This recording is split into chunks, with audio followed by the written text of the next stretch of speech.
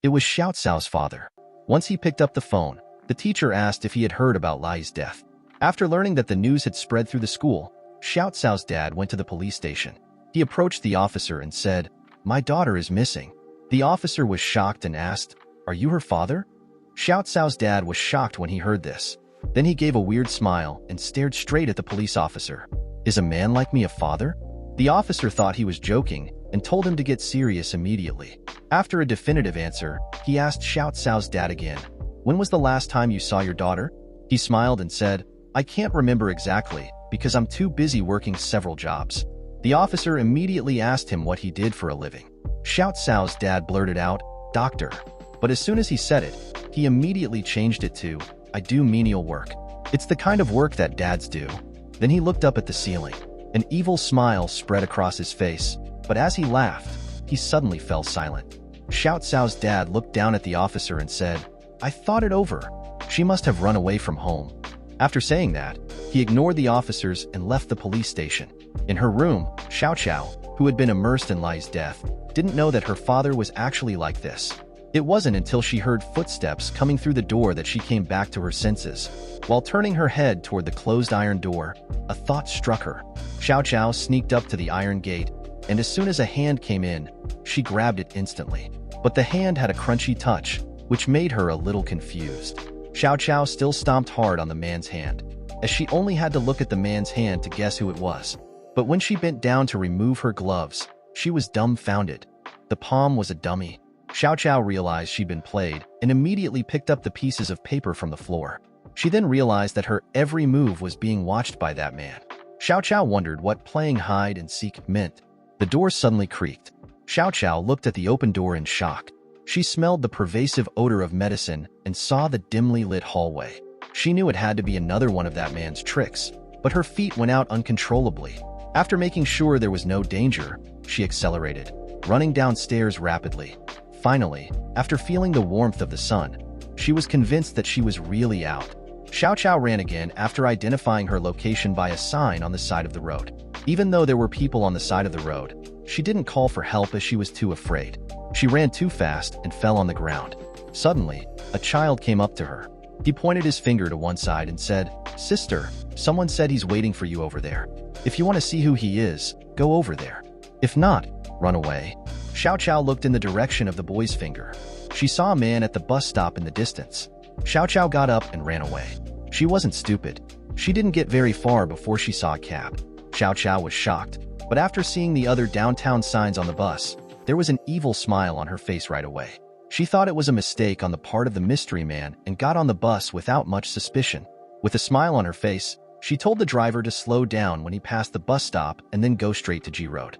The vehicle drove to the bus stop, and the man suddenly reached for the bus. The driver asked Xiao Cao if she wanted to pick him up. Xiao Cao begged and refused, and with that, the car slowly drove towards the mysterious man. The man's appearance gradually became clear, and Xiao Cao also got excited. But when she saw the man's face, she was too shocked to speak.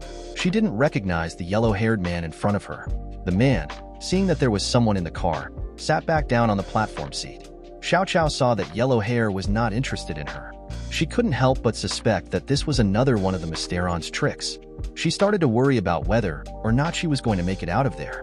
It wasn't until the vehicle drove far past the bus stop that her hanging heart dropped.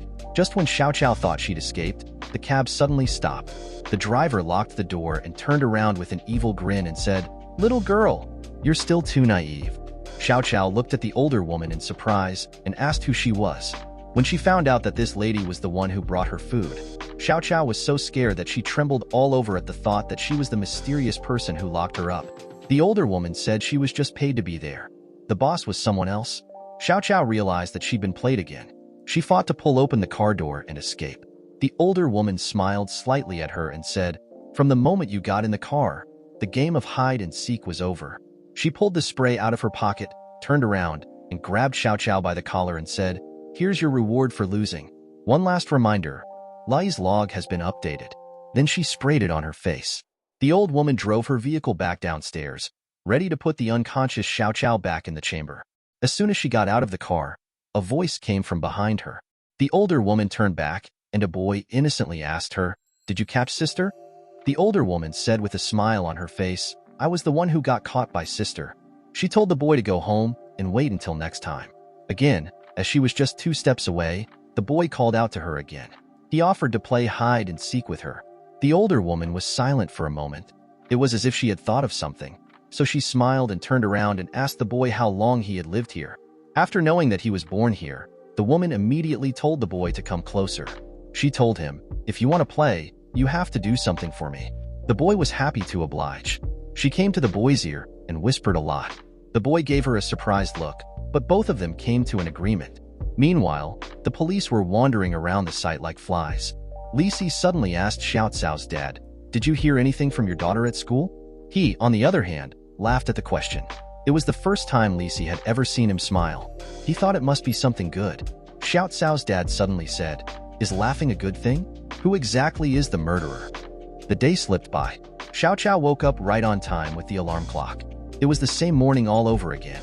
She wasn't feeling the changed clothes and bandaged wounds. Xiao Cao thought her trip out of her room was a beautiful dream. At least she knew there were people living here.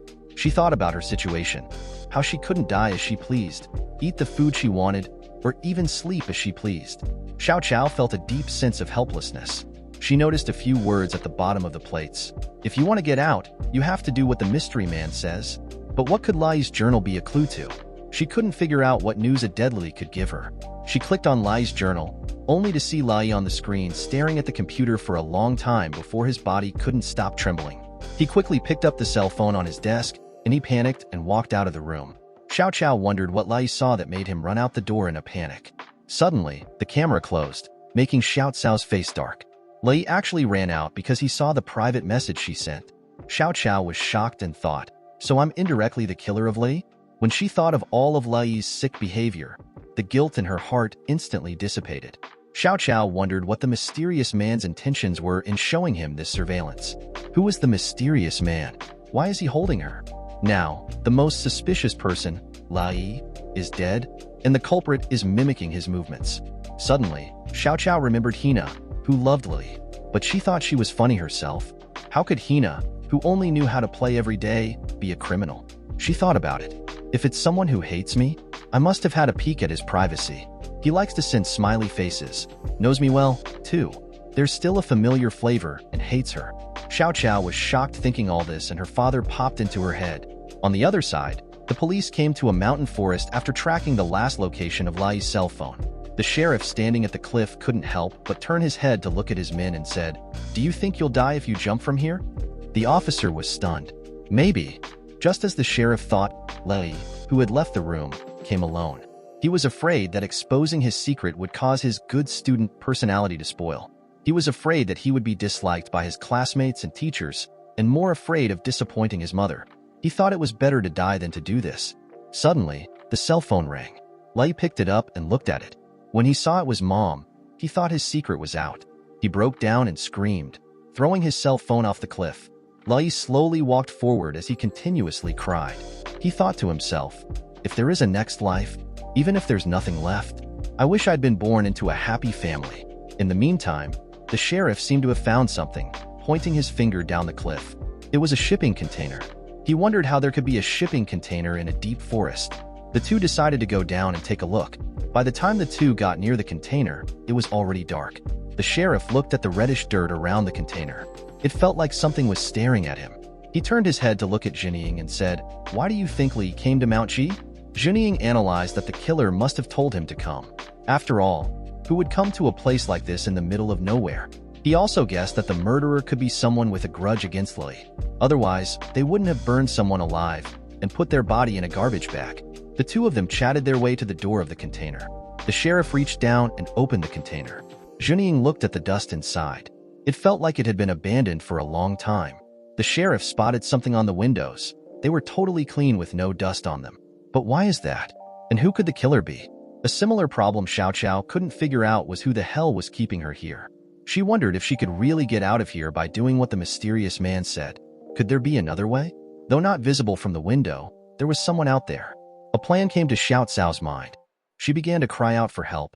Finally, Xiao Cao saw a figure downstairs and begged the old man to save her. Meanwhile, the old woman on the other side of the room heard her pleas for help, and had an evil smile on her face. Just as the old man was about to go upstairs to check on the situation, a small hand grabbed the corner of his coat. It was the little boy. He said, "Old man, you can't let sister out." Xiao Chao saw the situation and instantly recognized the boy. The uncle who was stopped recognized the boy as a neighbor's child. He asked him, "Why?" The boy spoke quietly, "She is a lunatic."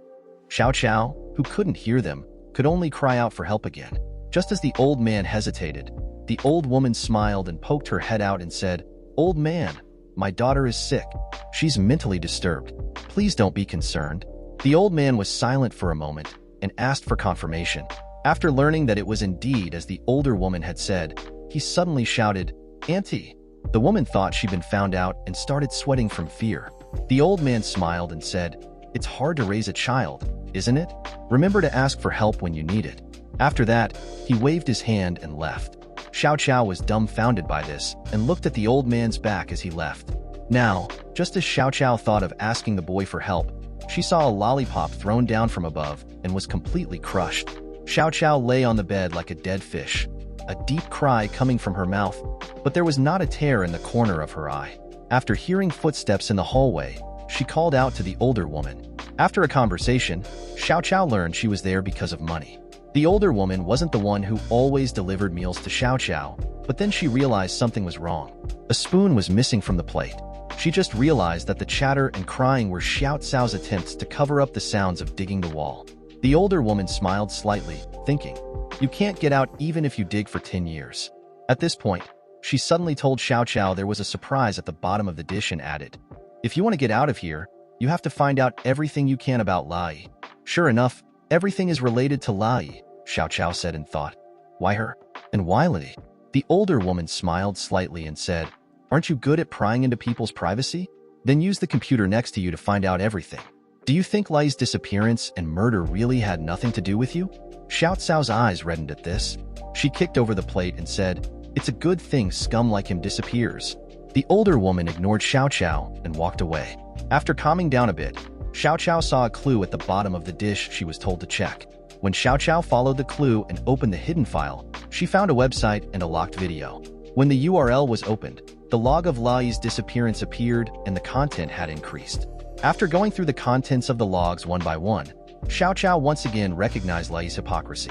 He didn't want to be class president, but at the request of his classmates, he could only accept it with a smile. He didn't want to help his classmates clean up either, but still accepted the request. Back home, Lai wanted to play a game, but at his mother's behest, he could only study. Even when he was sleeping at night, he felt like he was being watched. Even after waking up from a dream, he could only hear his mother's annoying cries again. He smiled every day and did what he didn't want to, like an idiot wearing a smiley mask. Only on the internet could Lai be his true self, and that's how he came to want to make money and get out of this place, fueled by the idea of revenge on the man who turned him into a liar. Xiao Chao was puzzled when she read this. Having a mom who could fix her own air conditioner and lots of friends who wanted to be close to him, why would he even think about revenge? This reminded Xiao Chao of herself, growing up without a mother to care for her. Even her grandmother, who raised her, died when Xiao Chao was very young. She only had her father, who only spoke to her once since she was a kid. Xiao Chao felt like she grew up completely alone. Who was Lai to say that he's pathetic? Meanwhile, at Xiao Cao's dad's side, he got a call from Xiao Cao's homeroom teacher. The teacher was concerned and asked him about the result after he called the police. He froze for a moment and lied that the police judged it might be a runaway and told him to wait at home. The teacher asked him if something had happened at home to cause Xiao Chao to run away. He frowned and questioned the teacher. Didn't anything happen at school to make her leave home? The teacher rushed to say she wasn't sure, but Xiao Cao's dad was calm. The teacher thought, is it unclear or is he pretending not to know? She couldn't help but think of the times when Xiao Chao ate alone at school and scenes of her being disliked by classmates, with Lai pretending to smile at her. So she asked Lai after class, "Are there any misfits in the class?" Lai suddenly said, "Me?" The teacher laughed, thinking he was joking. Then she lowered her eyebrows and asked Lai if he could accompany Xiao Chao to lunch. Lai had a disgusted look on his face for only a few seconds, letting the teacher know about Xiao Cao's situation at school. She told Xiao Cao's dad the truth and said, Xiao Chao may have been ostracized at school. He was instantly agitated when he heard this. He asked the teacher why she hadn't said it before. "Every time you call, You make me feel uneasy about what you're saying. Xiao Cao's dad directly told the teacher not to call him in the future and hung up. A worker asked him what was wrong. Xiao Cao's dad replied, "It's nothing. The teacher called to tell me that my daughter was having trouble adjusting to boarding school." The worker smiled slightly. "Brother, have you forgotten that my daughter goes to the same school as yours? You're quite the liar." Xiao Cao's dad froze, thinking of the boy with blood on his head. This boy had blood all over his face, but showed a weird smile because the older man in front of him was just as much of a liar as he was. The boy tugged at the older man's pants leg and begged him to spare his life, promising not to live kindly in the future. The older man gave him an answer with an unusually determined look. The scene returns to the secret room, where Xiao Cao is reading Lai's log. She was about to check the video next to it when she discovered that the video required a password to access. After a few incorrect attempts, the system actually gave her a hint. The baby angel avatar at the head of the group instantly reminded her of an image from her class. That day, a fellow classmate was asking Lai if anything interesting had happened to him, and he answered with alacrity, "My parents' wedding anniversary is the same day as my birthday. It's Angel 1004. All of this was memorized by Xiao Cao, who was a voyeur. After entering the password, the video successfully opened. It was obviously a surveillance video. The surveillance recorded the process of selling someone's private video to a stranger and receiving a commission.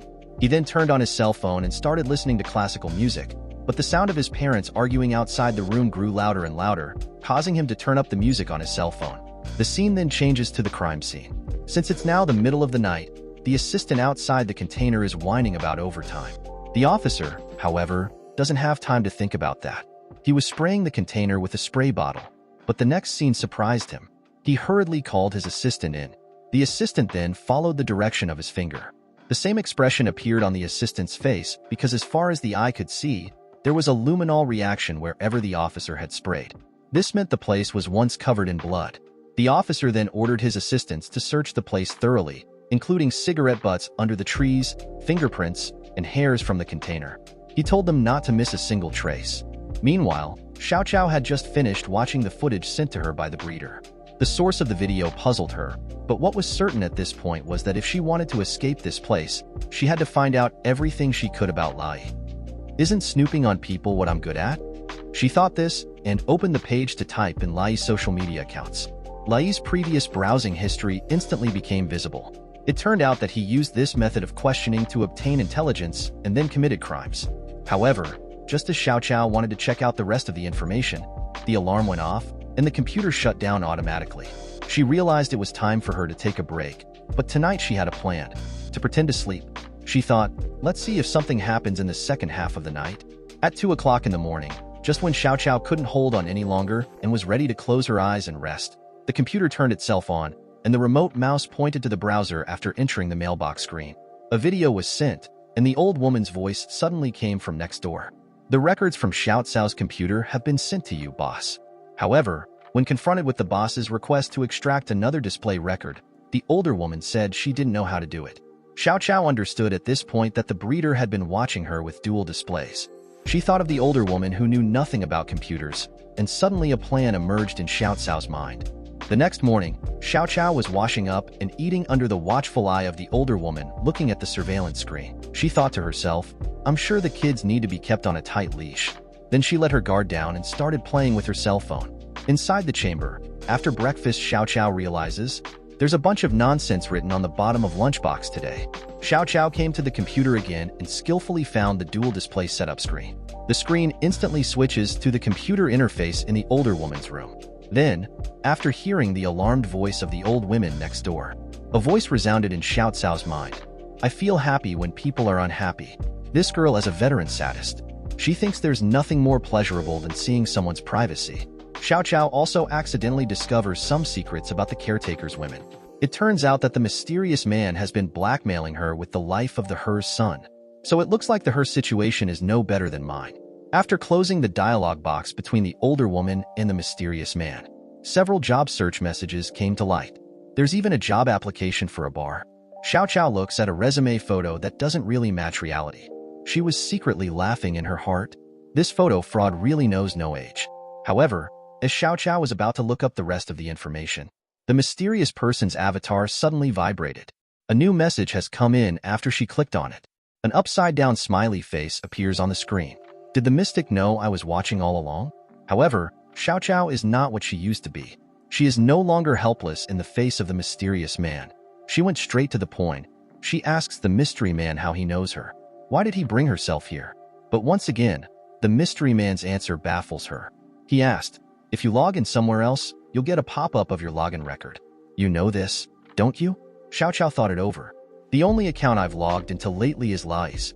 But Lai is dead, so there's no way he brought me here for that. Think of this. Xiao Xiao decides to cut the crap. Ask the mystery man directly who he really is. Mystery man told, nod your head twice and I'll tell you. Xiao Xiao realizing that if she wants answers, the only way to get them is to do it. At this point, the mysterious man hiding in the shadows, after watching Xiao Xiao obediently do as he was told, couldn't help but reveal a wry smile. Immediately afterward, he told Xiao Xiao that he would be coming over to see her today. On the other side, inside the container at the crime scene, after carefully searching, the officer found a hair in the corner. So he told his assistant to take it to forensics. At that moment, the voice of the investigation team suddenly came from the intercom on the officer's belt, indicating that they found a broken cell phone at the bottom of the cliff.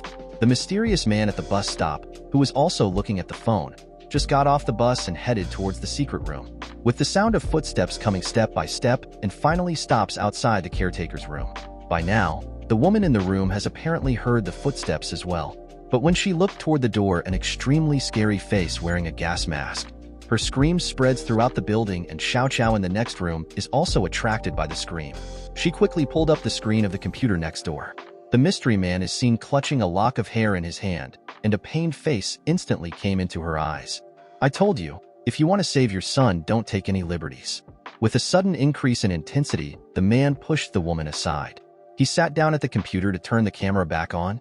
The woman next to him inadvertently suddenly clenches her hands together. She thought to herself, she could knock this weakling out with a single punch. However, the mysterious man seemed to have expected her to do this.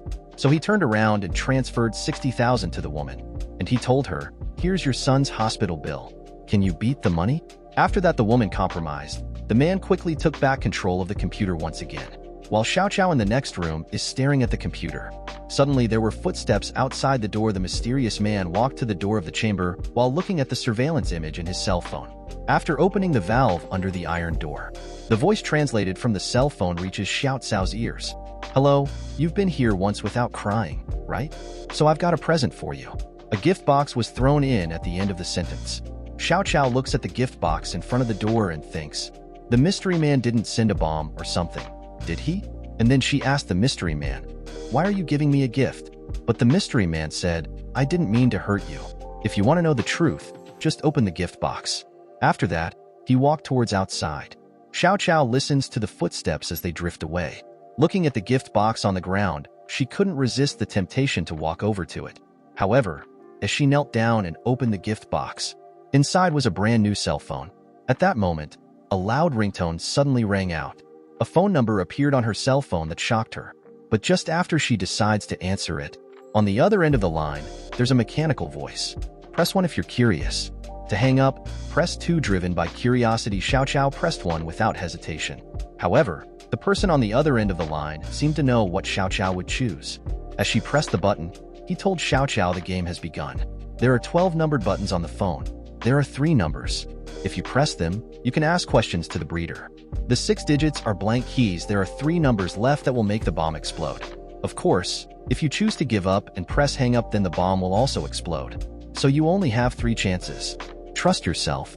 Choosing the button is the only way you'll survive. The 10-second countdown is now on. Although Xiao Xiao is already in a state of panic, but sitting on her hands is not her style. For the only special number that exists between her and the breeder is Lai's birthday 1004, and with that, she stopped hesitating. She pressed hard on the 1 button on the phone. Congratulations. You hit the blast button. As the words fall, the sound of the computer next door exploding reaches Xiao Xiao's ears. Listening to the screams of the lady next door, Xiao Xiao can't help but feel apprehensive. Did the breeder really put a bomb in the room? At this point, the breeder's synthesized voice comes back on the other end of the line. Please press the 2nd button. This short interval catches Xiao Xiao off guard. But as the countdown dwindles, she had no choice but to press the 0 button at random. This time, however, there wasn't even an interval. After the breeder hints that the keystrokes represent blanks this time, Xiao Xiao is then given 10 seconds to press the last key. At this point, Xiao Xiao feels like she's on fire. Xiao Xiao looked at the numbers on cell phone screen with trembling eyes, closed her eyes, and pressed a button as the countdown came to an end. What happened next made Xiao Xiao freeze in her tracks, as the breeder didn't even tell Xiao Xiao until after she finished the game. In fact, he himself doesn't even know what Xiao Xiao pressed. Fooled again and again, Xiao Xiao could no longer hold back the emotions that were erupting inside of her. She shouted at the screen, "How the hell do I get out of here?" She heard a voice, "I'll let you go when I can," and laughs. On the other side, room of Major Crimes Unit 2, the assistant informs the officer, "It's going to take some time to get the results on the cigarette butts and the hair that were taken for identification. But there is a report that may be of interest to you because what it describes is exactly what a stranger wrote to Lai in a threatening letter." The sheriff looked at the contents, as if he thought of something, and he asked his sidekick about Lai's disappearance. The answer came the day after this private message was sent. The sheriff looks at the private message and says, "Good stuff." Inside, he's already sure that the motive is probably it. He randomly asks his assistant to track down the exact location of the private message.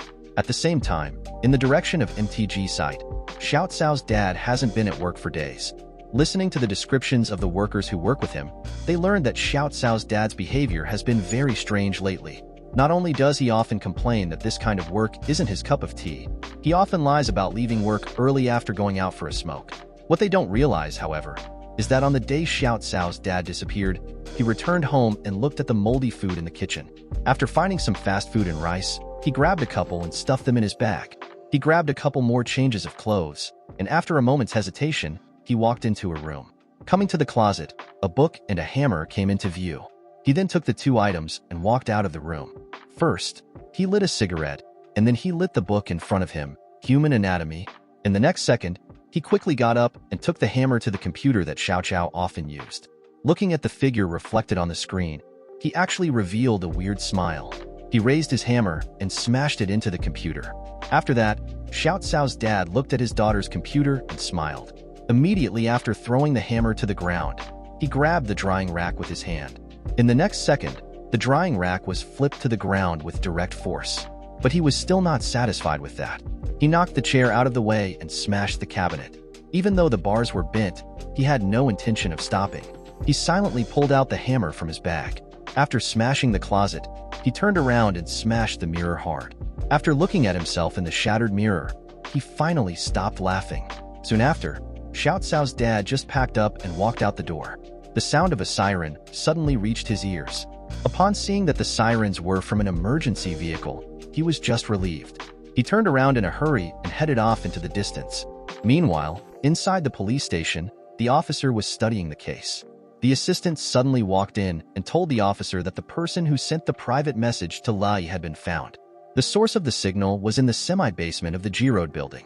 Subsequently, when the officer questioned him about the person living there, the assistant stated that the person who lived there was an eyewitness to the crime scene, Xiao Xiao's dad and his daughter, who was in the same class as Lei. But that private letter looked like it was written by his daughter. Xiao Xiao's dad, who was 50 years old, wouldn't do such a thing, would he? After hearing what the assistant said, the officer seemed to have thought of something and told the assistant to get the car ready right away. Shortly after, as the officer duo traveled near Route G, they lost their way for a while because the semi-basement was in the middle of nowhere. They saw a man in a hat walking towards them. The officer wanted to ask him for information about the road. They looked at each other and both froze for a moment. It was Xiao Xiao's dad. He recognized the officer and ignored them. He went straight outside, and after walking for a while, Xiao Xiao's dad suddenly took out his cell phone from his pocket. The phone number he dialed was the same phone number that had been taped to his door at some point. The number written on it was Xiao Xiao's phone number, and the girl had been locked in a secret room. The breeder had given her a cell phone with only one game app on it. Xiao Xiao clicked on the game without thinking. However, the game showed an error and could not connect. She thought, is this another decryption mission from the breeder? But now the computer didn't work either, and there was nothing on the phone. At that moment, the cell phone suddenly vibrated. The phone number was the number of the masked man who had been in the chamber. The moment Xiao Xiao chose to answer the call, the voice on the other end of the line wasn't the usual mechanical one. It was her father's voice. She asked, "Why are you calling from this number? Are you the masked man, Dad?" However, The other end of the line didn't pay any attention to Xiao Cao's words. He just said silently, "If you want to live, don't go home." After that, Xiao Cao's dad hung up the phone and threw the phone into the garbage. At the same time, the officer and his assistant finally found their way to the semi-basement. But no matter how hard they knocked, there was no answer. The officer instantly sensed the abnormal temperature of the iron door. He then hurried to the basement window. Through the barred window, he saw that the room was on fire. The officer immediately ordered his assistant to contact the fire department. His cell phone suddenly rang. "Officer Kim, we've got the results on the cigarette and the hair." Immediately after the officer viewed the photos of the identification results, he jerked up and quickly ran outside.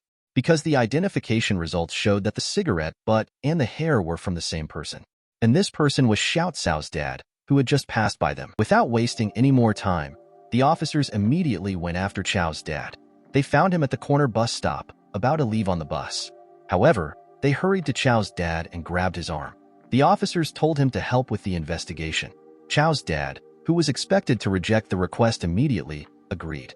But in the next moment, Chao's dad asked the officer if he had a warrant for his arrest. The officer refused, and Chao's dad broke free.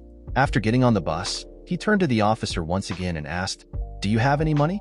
Looking at the officer with a question mark on his face, Chao's dad stated, "If you had a warrant or if you were rich, maybe I would just tell you I'm the one you've been looking for." After that, Chao's dad stepped onto the bus and disappeared. On the other side, Xiao Cao was in a confused state after receiving a call from her dad. Could dad have been captured by the man in the gas mask? Or maybe he's the gas mask guy himself. But why did he call me specifically to tell me not to come home? Xiao Cao soon fell into a dreamy sleep. In her dream, she dreamt that Lai was calling her to dinner. But Lai, who got a negative answer, didn't pay any attention to Xiao Cao's words. In the next second, his hands went straight forward. After grabbing Xiao Cao's neck, he showed a weird smile. The force was so great that Xiao Cao couldn't breathe properly, but just as she was about to suffocate, suddenly a lot of blood flowed down Lai's face. Suddenly, a bright flash of light struck and woke her up. The next day, the morning meal arrived as expected, but what was different this time was that there was a note next to the boxed lunch. It read, "Come to the game room 1004. Xiao Cao looked at the contents of the note, which seemed like an order. She felt like a lamb to be slaughtered. Her only choice seemed to be to obey. She quickly pulled out the cell phone the mysterious man had left for her in her pocket. Immediately after that, she opened the only game software on her cell phone.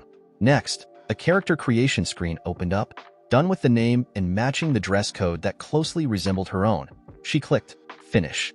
A box requiring a password popped up.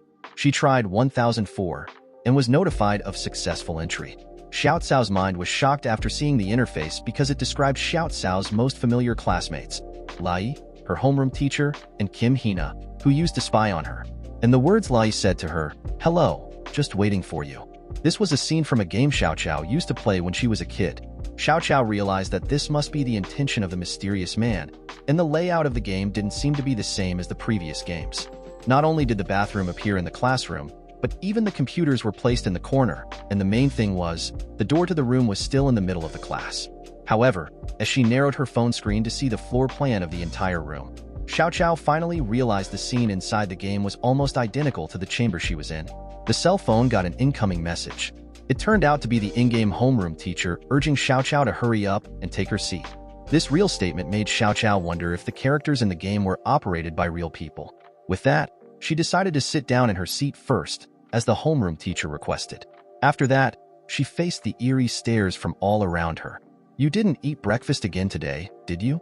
With Lai's words falling, the boxed lunch was brought in just outside the steel door of the chamber. Seeing this, in order to confirm her doubts, Xiao Cao immediately asked a few people for their birthdays.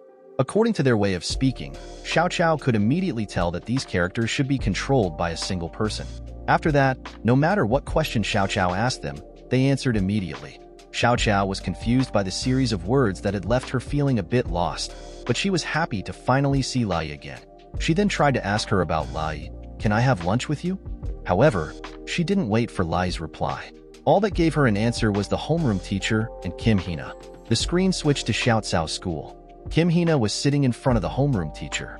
The homeroom teacher looked at the form that Lai hadn't signed in for a long time. At this point, Kim Hina suddenly asked the teacher about Xiao Cao's whereabouts.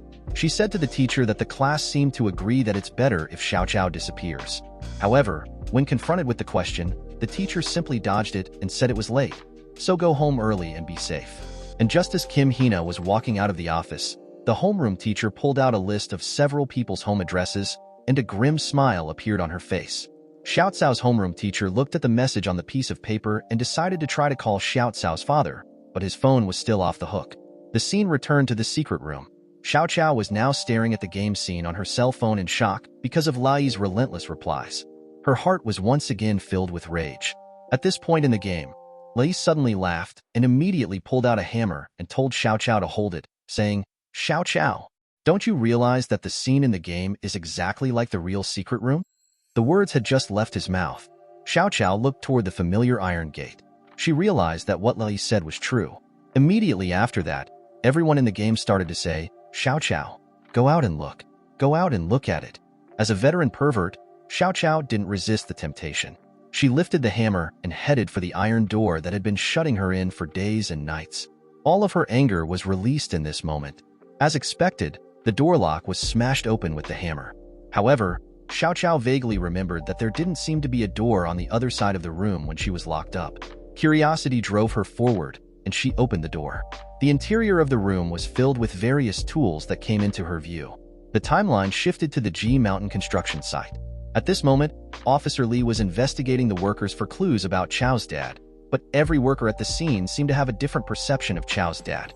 The officer then hastily interrupted them and asked if they knew where Chao's dad often went. The workers said Chao's dad didn't seem to have any hobbies. They only once heard him say he liked to go hiking on MTG. This statement instantly reminded Officer Li of the container at the MTG crime scene. He then turned around without any hesitation and ran in the direction of MTG behind him. As he reached the perimeter of the container, he noticed a fire coming from the front. As he got closer, he heard music coming from the fire and realized the fire and the music were made by none other than Chao's dad. As he stood in front of Chao's dad, he didn't say anything. He just casually lifted a nearby hammer as the officer came to the suspect and tried to get him to confess, but he laughed at him. He said he didn't know anything about it. He then went so far as to hand the officer the hammer he was carrying. He said, "It's got everything you need. You take it." But just as the officer walked up to him and prepared to take the evidence, Chao's dad swung a hammer at the officer's knee. The pain was so intense that the officer screamed. He tried to pick up the phone to call for help, but Chao's dad stomped on him again. "You seem to have misunderstood something. I didn't kill that clean-looking student," he said. After all was said and done, with Chao's dad raising the hammer again, the image of death spread through the officer's mind. At the same time, Xiao Xiao, located inside the chamber, was still playing the game that the mysterious man provided her. After she controlled the character to open a door to a room, an operating room came into view. Soon, her attention was drawn to the gas mask on the operating table. When she picked up the mask, she realized there was a letter underneath. The letter was a suicide note written by Lai himself. It described how his parents were always fighting and getting divorced, the threatening letters sent to him by Xiao Xiao, a message from his homeroom teacher, and the way his classmates treated him differently. All of this made him lose control of his emotions, and with the last stroke, the little man fell into the abyss. Lai had already made up his mind to free himself. At this point, after reading the suicide note, Xiao Xiao smiled strangely, but just as she closed the window, a face covered in blood suddenly appeared on the phone. This person was the corpse of Lai. She was just laughing about. Seeing this, Xiao Xiao took control of her character and walked out of the room. But Lai's body seemed to be following him. It was hanging upside down from the window, staring straight at Xiao Xiao. He claimed, "You were to blame for my death." At the moment, Xiao Xiao was terrified, but as she tried to leave, she realized she couldn't move. Then, as she looked down at her feet, she saw she was surrounded by plates of food and couldn't move. The bloody red letters on the plates seemed to be asking her something. Xiao Xiao looked at the avatar that couldn't move even after rebooting the phone. She threw the phone aside, but the bloody image she had just seen was still repeating in her mind. Did Lai kill himself, or was he killed by someone else? If he wasn't killed by someone else, how did he get inside the garbage bag on his own? And why does the culprit know so much about Lai? With these questions, the next day was fast approaching. The caretaker woman, who had been taught a lesson by the mysterious man just a short time ago, came into the chamber. The door to the room was opened, as she thought it would be. The destroyed computer had long since been replaced. The old woman was furious when she recalled the disgusting face of the mysterious man. However, just as she decided to release Xiao Xiao on the spot to ruin the mysterious man's plan, a cell phone vibrated suddenly. It told her that 30 million won had been transferred to her son's account. Such a huge amount of money made her choose to stick around again. A message from a man named Boss came immediately afterward. Open the computer, then open the notebook and send it like this. Soon after that, exactly at 9 a.m., the familiar alarm woke Xiao Xiao from her sleep. The moment she opened her eyes in a daze, the words on the computer made her instantly lucid. You need to find evidence that I'm not the murderer. And there was a link to a website right on top of the text. The scene returned to last night's G Mountain crime scene. Facing the hammer swung by Chao's dad, the officer suddenly lowered himself towards his waist and then hit Chao's dad with an over-the-shoulder slam. But even with such a heavy blow, Chao's dad was still able to raise the hammer and get up to hit the officer again. After narrowly avoiding this blow, the officer forced his way through the pain in his leg. Suddenly, he shouted his co-worker's name behind Chao's dad, and when Chao's dad turned around, the officer seized the gap and riveted his strength to deliver a punch to Chao's dad's head. That knocked Chao's dad out of the fight. After the arrest, the police officer took out the handcuffs and tied Chao's dad's hands. He was still smiling at the officer. According to him, he was here just to be caught. He's got everything under control. The girl in the chamber was asked to click on the URL. A news story about the suspect in the G Mountain massacre popped up, but in the next second, the girl's eyes widened in anger because the suspect was her father. However, Xiao Xiao couldn't believe that her stupid father was the murderer. Just as she was about to continue looking for clues, the screen suddenly went black, and then a "Round 2" prompt appeared in front of her eyes. Next, the door behind Xiao Xiao slowly opened, but the doorway was empty. Xiao Xiao, driven by desire, instinctively heads for the door. Upon reaching the hallway, she realizes the exit had been preemptively sealed off by the mysterious man with a roll-up door. Even if she could get out of the chamber, she would still be locked in. At this point, her attention suddenly shifted to the other two doors in the corridor. One of them is the caretaker's room, which has been locked, and the other one should be the operating room where Lai's body is placed in the game. Silently gulping, she went to the door of the other room and twisted the knob straight away. After opening the door to the room, an operating room that looks remarkably similar to the in-game scene came into view. Familiar tools, familiar drugs, tape recorders, and flash drives were present. At this point, Xiao Cao's attention was suddenly drawn to a picture hanging on the wall. It was a picture of the account number and password for the router in Xiao Cao's bedroom. Meanwhile, inside the police station, Xiao's dad is being interrogated. He confessed to killing 5 people, but said that Lai's death had nothing to do with him because when Xiao's dad saw Lai that night, he was all bruised up. He was asking Xiao's dad for help, and he suddenly turned white and died. Xiao's dad took him to the container. His eyes and heart were dug out and donated to those in need. But that was not the answer the officer was looking for. To irritate Xiao's dad, the officer then asked him directly about the disappearance of his daughter, Xiao Xiao. As expected, Xiao's dad became silent when he heard the word daughter. When the police officer asked him if he knew where his daughter was, he answered in the affirmative. The next moment, he told the officer, "If you want to know the answer, go to Xiao Cao's homeroom teacher because she's the one who knows what's going on." Xiao Xiao looks at the picture left for her on the wall. She thinks the mysterious man must have stolen the privacy of her computer through the wireless network, but now she doesn't want to follow the path the mysterious man gave her. As she's out of the chamber, she just needs to find the key to unlock the roll-up door and then she can escape. Just then, she found a hammer. She went straight for the roll-up door to break it. The loud noise instantly caught the attention of the old woman. However, just as the woman opened the door and went up to check it out, Xiao Xiao, who had been waiting to ambush her for a long time, suddenly appeared behind her. Xiao Xiao gave a hammer blow to Annie's neck, and after knocking her unconscious, Xiao Xiao found a cell phone in her pocket. Just to make sure, Xiao Xiao dragged her into a secret room, hoping to trap Auntie in there like the mysterious man imprisoned her, but the door wouldn't close. Then she got the idea and found the door switch in the other room. After locking the door to the chamber, Xiao Xiao turned her attention to the computer in the old woman's room. After opening the computer, a program came into view. Such a simple control program was not difficult for Xiao Xiao. Soon after she unlocked the program, the sound of the roll-up door going up was heard. However, Xiao Xiao, having failed in her last escape, didn't immediately choose to escape from this place. Instead, she made a post on the internet detailing the location information and asking for help from netizens to save her. The post was deleted a few minutes after she successfully posted it. A few minutes later, Xiao Xiao escaped to the side of the road and hailed a cab. After getting in the cab, she cautiously asked the driver for his identity. After confirming that there was no problem, she put her heart at ease.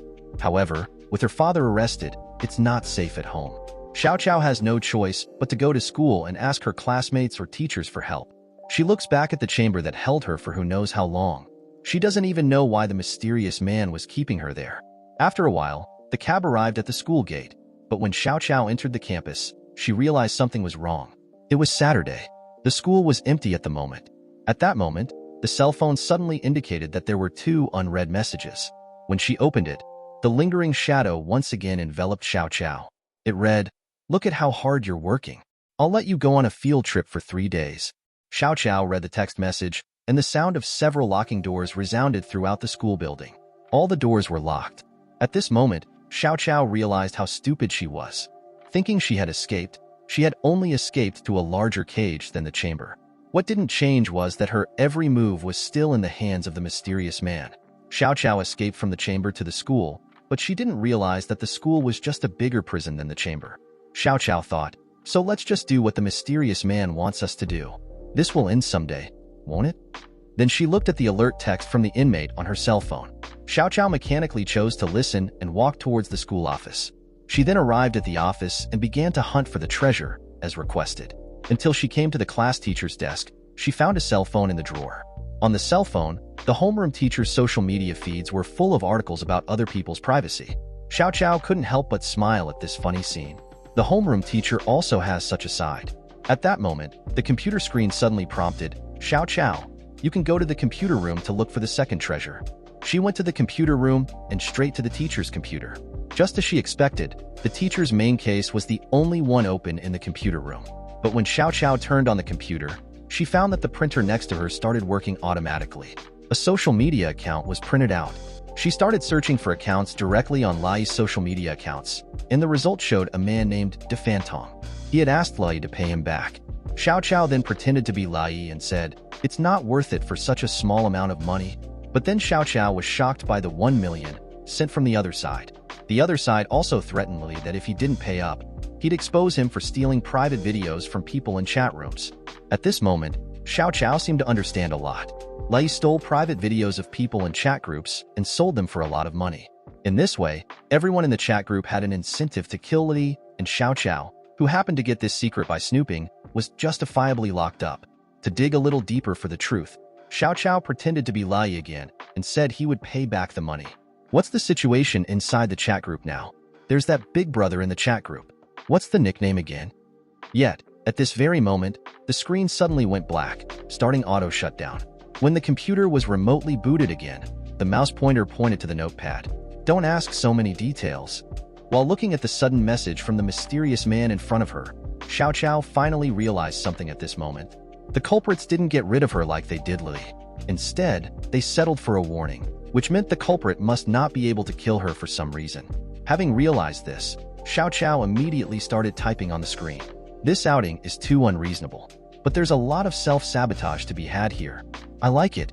Seeing this, the mysterious man in the surveillance room immediately got up in anger and rushed out of the room because he understood nothing had been done yet. If Xiao Xiao dies, it's all over. At this moment, Xiao Xiao in the computer room was ready to make a fool of the mysterious man. The door to the room opened, and her body began to tremble uncontrollably at the sight of the mysterious man. A limousine pulled up in front of the school. The girl got out and headed straight for the school, but the security guard stopped her. So it's the weekend, and the school rules say you can't open the door to anyone. But the girl never realized it was a lie. Even if it wasn't the weekend, the guards wouldn't let her in because money is everything. The man who hired the security guards was now confronting Xiao Xiao on campus. Looking at Xiao Xiao, who was about to stab herself at any moment, the mysterious man suddenly took his cell phone out of his pocket. A sentence was translated using a translator. If you don't want to live, do it. Xiao Xiao didn't want to kill herself. She just wanted a chance to fight back. With that, we see Xiao Xiao suddenly charging at the mysterious man. However, the young girl was no match for an adult. After the criminal grabbed Xiao Xiao's hands, in the next second, the mysterious man said, "If you're curious about what I look like, just say so." This was accompanied by the mysterious man removing his gas mask. Lai's mom's face came into view. Immediately after that, Lai's mom slapped Xiao Xiao in the face. She said, "Your threatening private message led my son to a path of no return. Sooner or later, I will cut you into pieces with my own hands." Next thing Xiao Qiao knew, Lai's mom was pulling out the spray again. And at the same time that the spray managed to come out, Xiao Cao's escape was once again a failure. When Xiao Qiao woke up, she was back in the chamber. Nothing seemed to have changed except the truth, and yet, she didn't want to go on like this. With the last glimmer of hope, she found a roll of toilet paper. She wrote a few words in the leftover vegetable soup and then threw it out the window. Looking at the grandparents and grandchildren who had already found the note, Xiao Qiao was thinking, if it works this time, I'll be able to go out and get my revenge on that arrogant autopsy woman, Lai's mom, with a straight face. Meanwhile, since Chao's dad refused to admit that he had anything to do with Lai's death, in order to continue the search for the truth, the officer found the classroom teacher. Maybe it was because he was a thief, but when the officer found the classroom teacher, before he could say anything, the homeroom teacher told him all about posting her own bad reviews and collecting private information about other people. But when the homeroom teacher heard that the officer didn't come there for that reason, but to inquire about Lai, she immediately changed her tune and told the officer to grab his ass and leave. She said she didn't know anything. At this point, the officer's face turned grim for a moment. "If you don't cooperate with the investigation, I'll take you to court and put you out of your teaching career. But if you choose to cooperate, I'll pretend I don't know anything. So please tell me everything you know about Xiao Cao's disappearance and Lai's death. I'm guessing it has something to do with Lai's mom. It's because she's from a rich and powerful family, so naturally, she wouldn't let Xiao Qiao, who discovered Lai's secret, get away with it." Meanwhile, in the secret room, Xiao Qiao was currently working on a way to escape. An alarm went off, signaling that it was 12 o'clock noon. It was time for lunch, and a series of footsteps came down the hallway. Xiao Qiao was suddenly struck by an idea. She grabbed her hand as the old woman handed her the plate. Xiao Qiao said, "Auntie, are you short of money? That woman can beat you up just because she's rich, making a joke out of other people's lives. Don't you think it's sad that you have to keep working for her for money?" The woman listened to Xiao Cao's words, but chose to remain silent. She just returned to her room and stared at the evidence of Lai's mom's crime that had been secretly preserved, thinking back to Xiao Cao's idea for her just now. If I let Xiao Qiao go, she promised not only not to expose me, but to help me make more money. Just give the evidence to Xiao Qiao and tell her to call the police. As Annie flipped out her cell phone and looked at the screensaver, she started to hesitate for a while. But what she didn't expect was that the paper ball Xiao Qiao had thrown out during the day was actually picked up. The boy ran to the police station with it. At the police station, police saw that the words on the paper were not written in blood but in vegetable soup. So they started laughing at the boy's prank, and the boy had to leave the police station in frustration. On the other side, the officer found Chao's dad again after sending off the homeroom teacher. However, the officer just asked, "Where is Xiao Qiao?" Suddenly, Chao's dad's mood skyrocketed. He slammed his lunch straight against the wall and said, "I'll be released after 2 months of detention, right? I'll tell you when I get out, okay?" Here in the chamber, a note on a lunchbox was sent inside. The note contains the very answer Xiao Qiao has been dreaming of, and the place where the note was fed is also a blind spot in the surveillance. So the caretaker aunt, who wanted more money, ended up choosing betrayal. And so it was that she and Xiao Qiao, after coming to an understanding, Annie first used the technique that Xiao Qiao taught her to change the surveillance to a duplicate of the previous footage. Then after 11 p.m., when it was confirmed that Lai's mom was resting, Auntie opened the steel door of the chamber and released Xiao Qiao. On the other side, as there was no evidence that Chao's dad was the killer, Officer Li had to acquit him after his time in custody had expired. But not long after Chao's dad was released, Lai's mom, who was also an autopsy technician, got the news that the autopsy report showed Li didn't die after falling off the cliff but was killed after hitting the ground, and then he was burned to death in a fire. That means Chao's dad was lying about everything he said. The officer realized that Lai's mom would go after Chao's dad when she found out the truth. So Officer Li contacted the police department and asked them to do their best to track them down. It wasn't long before his assistant found the exact location of Lai's mom, and she was going towards Mount G. It means that Lai's mom was heading towards G Mountain after paying tribute to Lai, and as Officer Li momentarily thought of the container at the crime scene in G Mountain, at the same moment, there was a black-on-black show going on there. Not long ago, Lai's mom got wind of this and paid a high price to have Chao's dad killed. Chao's dad wakes up and realizes that he's a piece of meat, and then there was a noise from outside the container. Lai's mom handed the money to the killer. Just as the killer turned around and prepared to leave, Lai's mom then raised her steel blade and stabbed the killer in the neck without hesitation. After taking care of the killer, Lai's mom went straight to the container and looked straight at Chao's dad. She asked, "Why did you hurt my son?" And then, before Chao's dad could respond, Lai's mom came to him quickly and, with both hands on the knife, she stabbed Chao's dad in the neck. Blood bursts out and spreads all over the container, but Lai's mom wasn't scared. She was excited, and after lighting the check in her hand, she set the container on fire. She hurried to the curb and took a cab. She headed in the direction of the secret room where Xiao Qiao was being held. At this moment, Xiao Qiao had been released and was running on the highway outside the chamber, and that's how they met. Unlucky Xiao Qiao was thinking about turning around and running away, but immediately, Lai's mom grabbed her hair. The next second, she put an ecstasy-soaked paper towel over Xiao Cao's mouth. Xiao Cao's escape ended in failure once again. Soon after, Xiao Qiao was brought back into the chamber. She was going to make Xiao Qiao pay dearly for her own behavior. There was no one to save her in the middle of nowhere. Although the police were on their way, it was too late. Xiao Qiao was taken to the operating table. Lai's mom performed a small operation on her face. When Xiao Qiao woke up again, in a daze, she heard Lai's mom talking to her all the time. She said, "I'm not going to kill you. I want you to remember this and live with it. I want you to live to pay for your crimes." Lai's mom suddenly took out 2 pills. Not long after she took them, a mouthful of blood gushed out. Then she just lay beside Xiao Qiao, not knowing whether she was dead or alive. Xiao Qiao was very scared at this moment, but she wasn't scared because of Lai's mom. It was because she realized she couldn't see anything out of her eyes. Then she rushed to the door of the chamber from her memory. When she opened the door, she found that she could no longer see the sunshine she had dreamed of. Though she had now truly escaped the prison that had held her for so many days, the blindness of her eyes had locked her in another, larger chamber, and that's for the rest of her life. She lost her light and lived in darkness forever. No more prying into other people's privacy. If you like the explanation, do subscribe to the channel.